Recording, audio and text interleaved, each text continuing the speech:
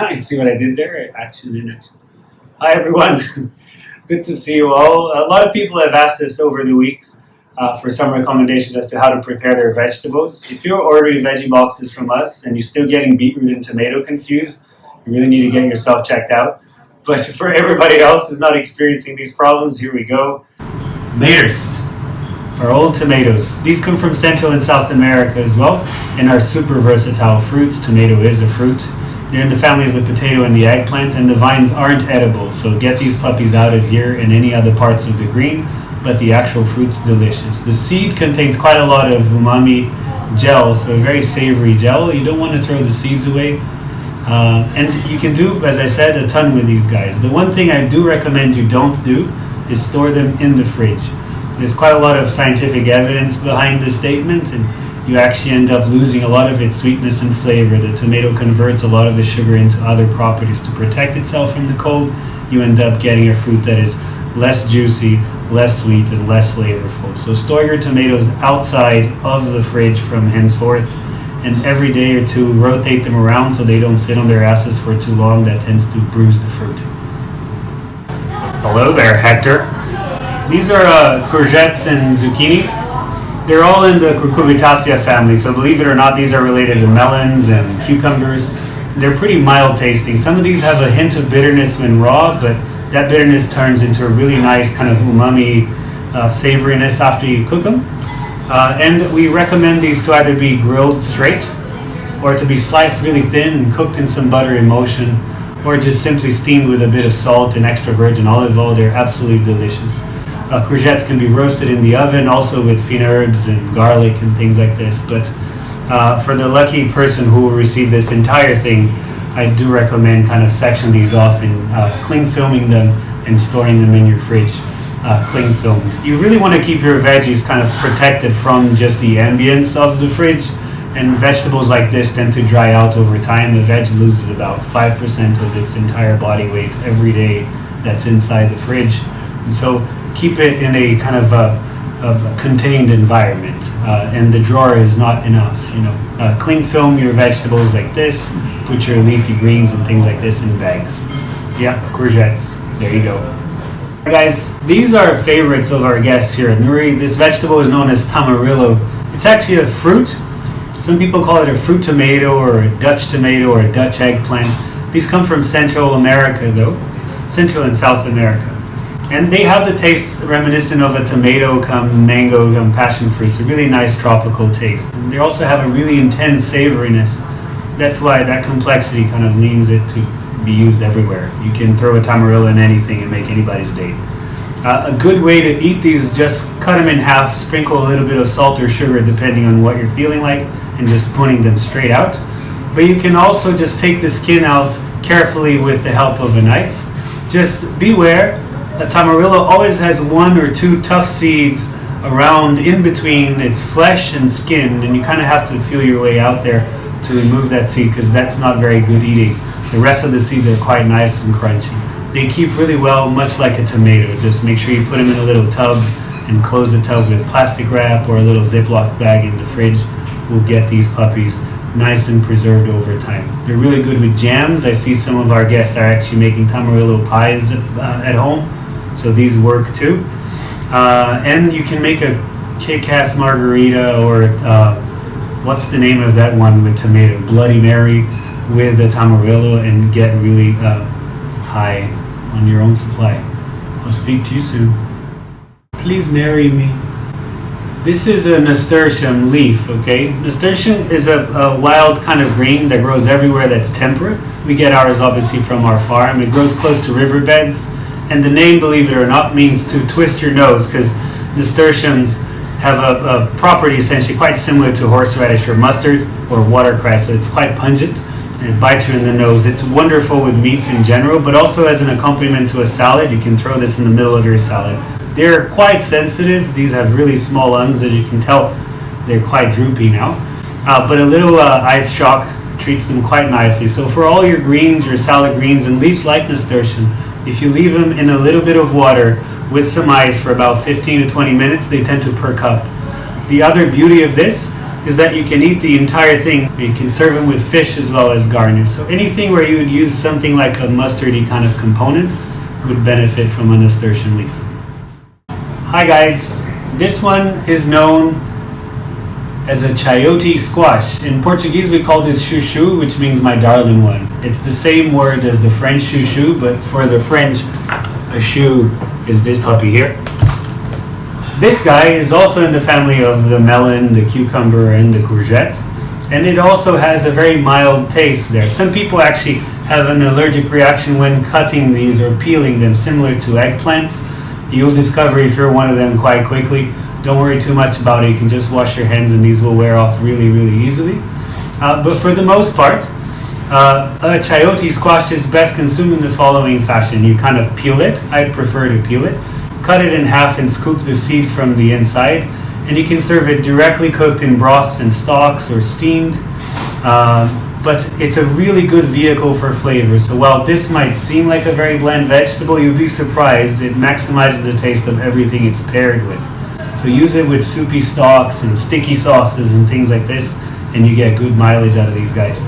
They're also best kept in Ziploc bags away from the ambient of the fridge, or you can keep them outside if you're going to use them overnight or a couple of days and they'll still stay steady. Alright, see you later. Oh, before I forget, some of these have tiny little spikes. They prickle, but they don't do any damage. Bye. Alright, so the humble cabbage. We were supposed to get red cabbages this week, but the pigs got to them before we did. So we're sending you white cabbages instead. Obviously, this is a very versatile vegetable. It's widely consumed all over the world, and it could be preserved in the form of kimchis and sauerkrauts and things of the sort, but it could also be used in coleslaws and salads. We like to just take this entire puppy and roast them in a ton of butter. And you just keep cooking them in butter and basting them with butter until the outside is really nice and dark.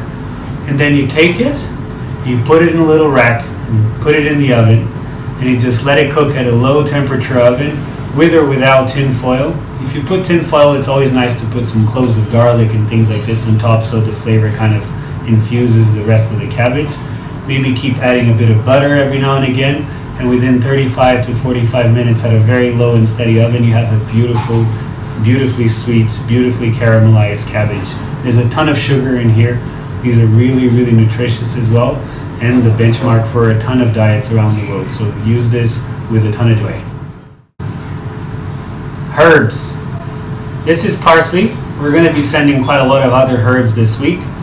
And just as a general guideline, people don't get a lot of mileage from their herbs, or herbs, depending on where you're from. And it's really all due to storage conditions. These can last for a while if they're kept properly. What we generally recommend is to wrap these puppies in a bit of paper and just sprinkle some water in the paper. And then you take that entire bundle and put it inside a Ziploc bag. These will last for a while. Every now and again, just say hello to them and make sure they're doing all right. In the case of the parsley that we're sending you today, you can use the stems as well for different things. They work just like lemon juice to prevent vegetables from turning color. If you have things that oxidize, you can bruise the stems of parsley. You need a bunch of that. Put that inside ice water and then throw your artichoke as you're peeling your artichoke or any other vegetable that might turn color. And obviously for the tops, freshly chopped in anything. Don't cook with fresh herbs. You want to make sure the fresh herbs are added last minute to any preparation. Dried herbs are okay for cooking, but the fresh don't.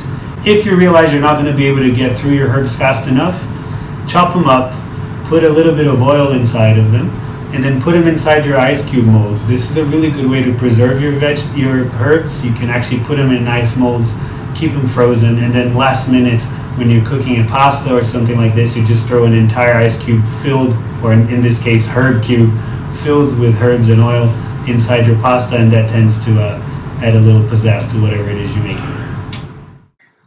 This is a vegetable known as crones. They're pretty awkward looking. I think for all our guests who receive these at home, you probably look at them and recognize a little squiggly worm. They taste quite nutty. They're also pretty sweet. And they're really good pickled or cooked in some foaming butter. We use it a lot as garnishes to accompany white meats and things like seafoods. Now, if you want to store this at home, make sure they're stored in a container that's pretty dry. Generally, we fold a little piece of paper underneath the container to absorb any residual moisture, and these will last for a while. You can get almost a week out of these puppies. These are leeks. They taste like a cross between an onion and a garlic.